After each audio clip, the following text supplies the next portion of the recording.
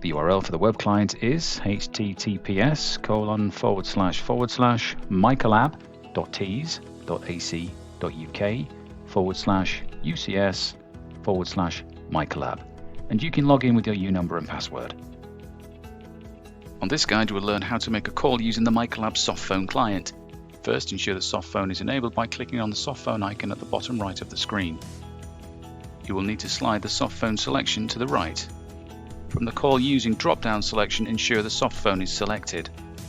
Now that your softphone is enabled and you wish to make a call, you can do so by entering the number at the top of the screen and pressing the green Make Call option. Hover the person you prefer to call and simply press the call option. You could also choose to chat if you prefer to send them an instant message. Note, if you are unable to make external calls using certain international or area codes, check with our Unified Communications team to query if any restrictions are in place.